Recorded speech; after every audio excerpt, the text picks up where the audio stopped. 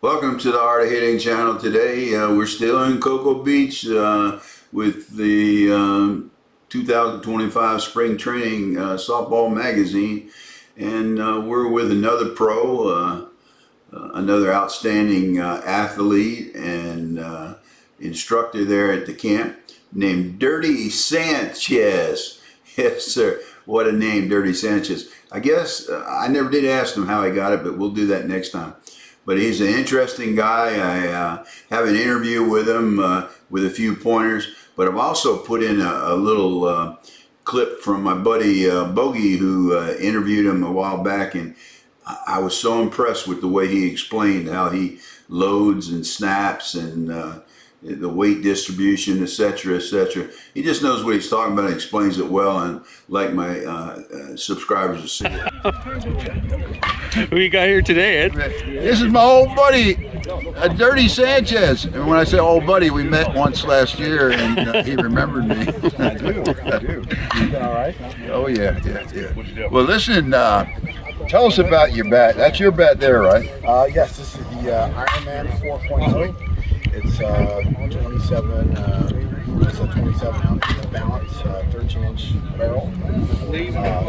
One that I'm highlighting this year among all the bats. No, and I couldn't stop. Really great filling bat. Awesome. So how you been doing? Did you play this season? So far, we're still in the conference season. Conference has not officially started yet. Played the triple off this past weekend. I was 23 for 23. So Nice. Really? Yeah. So That's sweet. felt nice to have good teammates around me to put me in a position to just be able to swing and In that age group that you're playing in? so I'm still playing with the kids. Good for you, man. So you're not even 40. I'm 48 actually. Well, yeah, guys like you do. I mean, so 48, man, you're going to be a hell of a rookie in the senior ball. You know, I'm going to try to hold off playing senior ball for as long as I can to play with the kids. I really enjoy the high competition. What position you play? I pitch. Well, you pitch there forever. You know, as long as I stay healthy, I think I'll be all right. Yeah, well, at one point you're gonna your reflexes are not gonna keep up with the quality of the hitter. Well, I Right? You understand what I say by that? I understand. Yeah, Father Time is undefeated. I totally understand. I agree with that statement. But I am going to hold off Father Time for as long as possible. Well, I did the same thing, but I did get in a point when I said, you know, I went down for a ground ball and it hit my foot before I could get my glove down. I said, my quickness is gone. Yeah, you know, I still feel like I got it. So Yeah, well, you're a long way from my age, right? You know how old I am. you're getting there, right? So I'm getting there. I'm 78, dude. I play with the 80s. I like it. Yeah. So you're a well-built young man. I appreciate it. Dan, you got any question for the big man here? What do you look forward to most this season coming up? What are you going to do different than last year to make yourself a better player? To make myself a better player. That's an interesting. That's a really interesting, very interesting question. I would say I do a lot of things outside of the game of just playing to prepare myself, not only mentally but physically. And so whether it's working out or just studying the psychological side of the game, I'm really big into that, especially as a pitcher, because I'm throwing underhand, so I only have a limited amount of what I can do. People just coming in pretty slow, so I love the psychological side of it. And you know, that's the fun part. You know, there's a lot of camaraderie in the game, and then there's a lot of competition, and some of it can get pretty intense. And I think that's the part that I get the most out of it. So as far as being a better player, you know, obviously putting the team first. I'm playing with a bunch of younger kids this year, so I get to kind of help grow them and mature them in a way that hopefully Never gonna get you. take away the things that I have learned from players from before, you know, and the big players like the Mike Lisenkos and the Jason Kendricks and the Mike Gills and the Andy Purcells, all the things that I've learned from Howie Krause, all these players. I don't know that name, Howie Krause. That guy probably has more World Series than everybody here combined. What's his name? Howie Krause.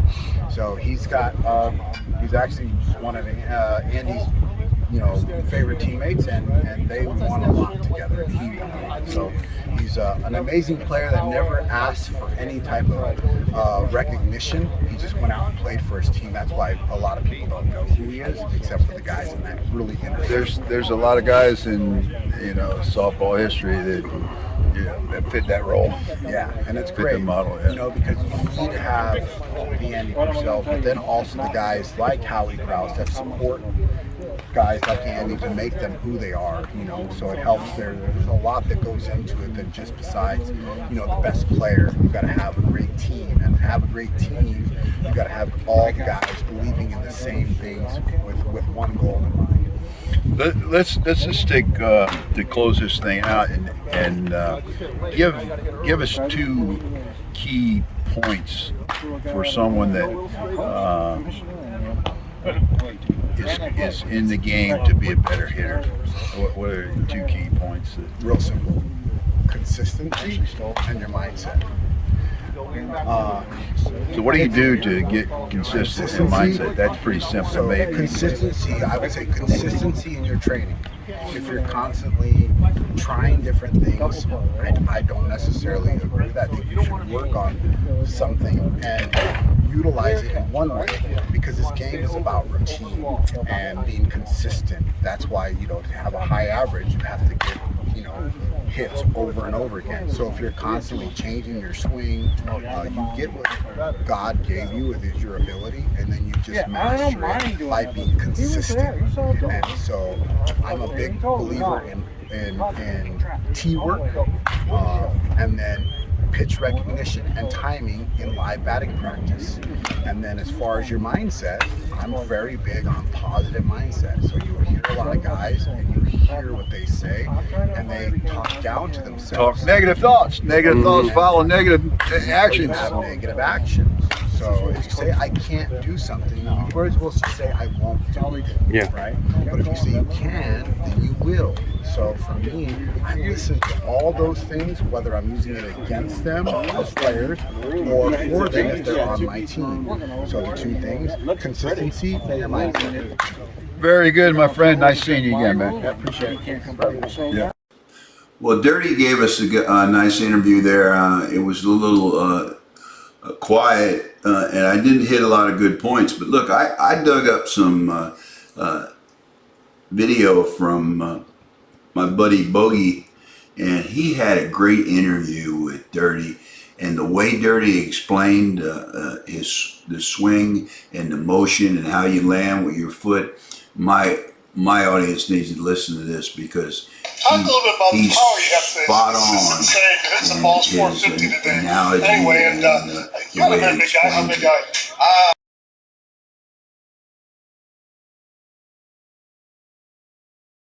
Talk a little bit about the power you have today. It's just insane. You're hitting the balls 450 today. Anyway, and you're not a very big guy. How big are you? 6'2", 245 pounds. Are you that heavy? Yeah, All right. Well, but I you're am ripped. But you're 45, 46 years old. 45 years old. I'll be 46 in July. And I know, you're a famous conference pitcher. How long does your career go back now? I have been pitching at the conference level since its very first year in 2005. I've been pitching probably since 2003. So that would make it almost 30 years that I've been pitching. So, yeah, a lot of experience. Yeah, congratulations on a great career. Thank And you. the way you're hitting the ball now, do you think you're hitting the ball better now than you did at 25? I think I had more raw power at 25, but I've worked really, really hard outside of softball to stay in really, really good shape and actually mobilize myself so I could feel like I did when I filled. Working on CrossFit or stretching, stuff like that? I used to really take CrossFit really serious, to the point to where I think it was kind of detrimental to to my playing ability. It kind of felt like it married myself to the ground, my feet to the ground. So I kind of switched up and made a different methodology where it incorporated yoga, plyometrics, basic foundational body weight movements, and a little bit of CrossFit sprinkled in there, and it's been a blessing for me. Off like you have an egg underneath your foot, because if you step, all the power I feel goes down. So the harder you step down, I feel like the power leaves. But when you land softly from a drive, now you can actually push your power into it and have that rotation. And rotation's everything. He feels like when he comes around with his rotation, I'm waiting to hip replacement, so I can't do it very good here, but he says he feels like he's almost kneeing somebody in the nuts with the back knee.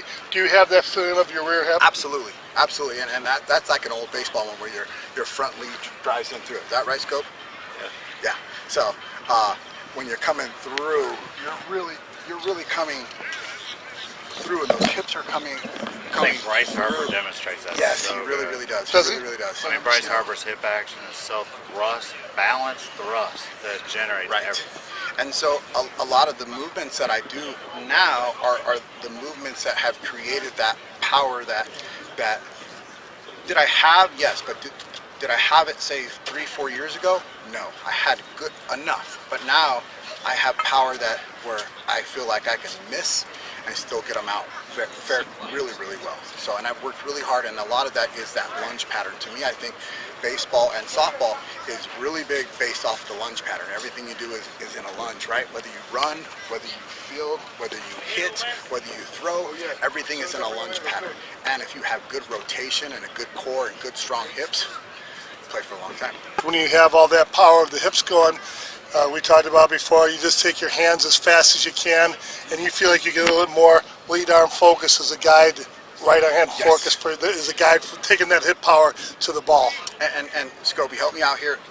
For me personally, my knob, okay, the knob, I'm leading, but I'm leading on the inside, so I'm trying to keep this bicep here connected for as long as I can, so I'm inside the ball. So if I need to go to the backside, to the opposite field, or the middle, or be able to pull, it's the same exact swing. Nothing changes. So I try not to let nothing change. Now, sometimes the pitch doesn't agree, and you kind of have to make something happen, right? You have to make something happen. But Wait right there. I really like how he's throwing the knob of this bat this way to generate this whip and trust the fact that the bat's coming behind it. because the bat's going to come behind it with that top hand. Now, if the hand is like this, think about that. You have no wrist load, right? Everybody wants to hold it like this because it feels like it's secure, but it's really not. It's like almost like your son with your golf swing, right? Like here, and he's got that great rotation, that whip, because it's here, and then it's, see how loaded that wrist is now? Loaded to create that power. And watch how much that top hand creates that bat speed with the hip at the same time. So for me here, and then there through. Where most people, when they do this, it feels stronger, but they're not. It feels stronger, correct. It feels stronger, but you lose so much swing speed on it. Do you feel like wrist snap or time? I hope you enjoyed that, but the one thing that came out, it didn't come out, was the fact that that Dirty Sanchez is a tough nut too. He's a pitcher, and he's a good one, and he ain't afraid of nothing, man. Thanks a lot for everything. Please hit subscribe. Dirty, thanks a lot, man. It's really nice meeting you again.